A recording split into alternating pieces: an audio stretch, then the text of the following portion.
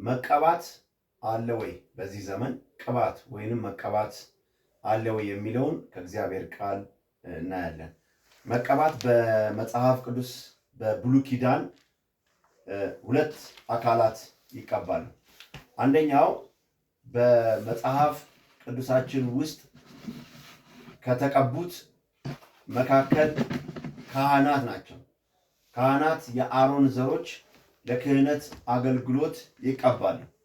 ይሄ በመጽሐፍ ቅዱስ በግልጽ ይታወቃል። ዘሌዋውያን ምዕራፍ 4 ላይ ስታነቡ እነዚህ ታሪኮች በግልጽ ይታያሉ እና ለቅዱስ አገልግሎት ካህናት ይቀባሉ በብሉይ ኪዳን።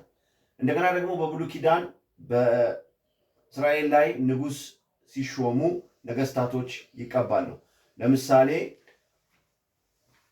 የመጀመሪያው በግልጽ የተቀባው ንጉሥ ሳኦል ሲሆን ሳኦል በብርሌው ተቀብቷል። ሁለተኛው ንጉሥ ዳዊት ነው። ዳዊትም ከወንድሞች መካከል በሳሙኤል ተቀብቷል።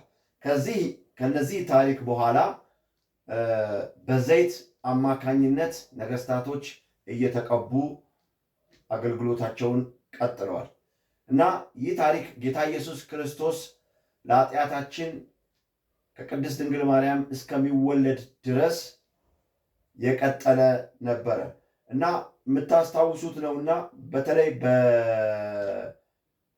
በሉቃስ ወንጌል ላይ ምንድነው የሆነው? ሉቃስ ወንጌል ምዕራፍ 2 ቁጥር 26 ላይ ስምዖን የሚባለው በእግዚአብሔር የተቀባውን ክርስቶስን ሳያይ እንደማይሞት በመንፈስ ተረድቷል፣ ወይንም ደግሞ ከመንፈስ ቅዱስ መረጃ አግኝቶ ነበረ። ስለዚህ በግልጽ ቅባት የተቀባ የተባለው ኢየሱስ ክርስቶስ ነው። ከዛም ደግሞ በመቀጠል እግዚአብሔር የናዝሬቱ ኢየሱስ ክርስቶስን በመንፈስና በኃይል ቀባው፣ እርሱም መልካምን እያደረገ በተለይ በዲያብሎስ የተያዙትን የተገዙትን ነፃ እያወጣ እንደዞረ ሐዋርያት ሥራ ምዕራፍ 10 ቁጥር 38 ላይ ይናገራል። እግዚአብሔር ማንን? ኢየሱስን ቀባው ይላል። ኢየሱስ እንደተቀባ መጽሐፍ ቅዱስ በግልጽ ይናገራል እና ከዚህ በኋላ ለምሳሌ ሌላው ቢወሰድ ምንድነው በመጽሐፍ ቅዱስ ላይ ስለ ደቀ መዛሙርት መቀባት፣ ስለ ሐዋርያት መቀባት በግልጽ የተናገረበት ቦታ የለም። ቅባት ተብሎ ዛሬ በዚህ ዘመን እኛ እንደምንናገረው እግዚአብሔር እኔን ቀብቶኛል ከባልንጀራ ይልቅ ቀብቷል የሚለው ለዳዊት የተነገረ ነው። እግዚአብሔር ከባልንጀሮች ለይቶ ቀባው የተባለው ዳዊት ነው የተቀባው። ስለ ዳዊት ቀጥታ የተናገረ ነው እና ይሄ በዚህ ዘመን ያለው ቅባት የሚባለው ትርጉም አቅጣጫ ስቷል። ለምሳሌ አንዱ ከአንዱ በተለየ ሁኔታ እንደተቀባ ተደርጎ ይወሰዳል። ሲጀመር በአዲስ ኪዳን ቅባት የተቀባ ብሎ ነገር የለም። በአዲስ ኪዳን የተሰጠው አንድ ነገር ነው። እሱም ምንድን ነው ብላችሁ ብታስቡ የጸጋ ስጦታ ተሰጥቶናል። የጸጋ ስጦታ የተለያዩ የጸጋ ስጦታዎች ተሰጥቶናል። እነዚህ የጸጋ ስጦታዎች ብዙ ናቸው።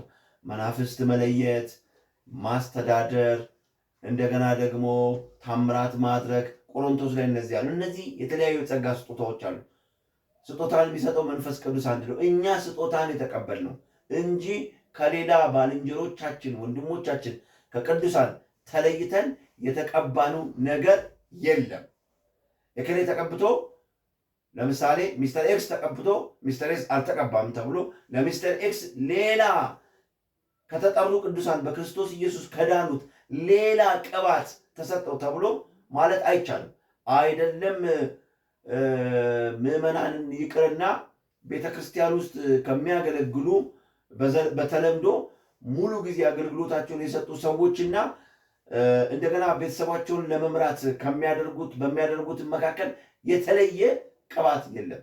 ሁሉም የእግዚአብሔርን ስራ ነው የሚሰሩት። ስለዚህ መደምደሚያ ሐሳቤ ምንድነው? ማንም የተለየ ቅባት የተቀባ የለም። ሁሉም በክርስቶስ ኢየሱስ ሆኖ ተሞልታችኋል ይላል። እናንተ በክርስቶስ ኢየሱስ ሆናችሁ ተሞልታችኋል። እኛ የሚጠበቅብን መሞላት፣ ወደ ኢየሱስ ክርስቶስ ሙላት ማደግ ነው እንጂ የተለየ ቅባት ለኛ አልተሰጠም። ስለዚህ ማረጋገጥ ያለብን በዚህ ዘመን አንድ መስተካከል ያለበት ነገር አለ። በሆነ አንድ ነቢይ በተባለ ወይ አንድ በሆነ ግለሰብ እክልን እግዚአብሔር ቀባው ብሎኛል ብሎ የሆነ ዘይት ላዩ ላይ ተንደቅድቆ ፈሶበት ሚስተር ኤክስ ከሌሎች በላይ ነው ማለት አይቻልም። ይሄ ኢ መጽሐፍ ቅዱሳዊ ነው። እናምናለን እግዚአብሔር ለተለያዩ ሰዎች የጸጋ ስጦታ ኃይል ገልጧቸዋል። ያ የጸጋ ስጦታ የተለያየ የጸጋ ስጦታ ተሰጥቶት ሊሆን ይችላል። እጅግ ብዙ ለየት ያሉ ዘርፈ ብዙ ጸጋ ስጦታዎች ተሰጥቶት ሊሆን ይችላል።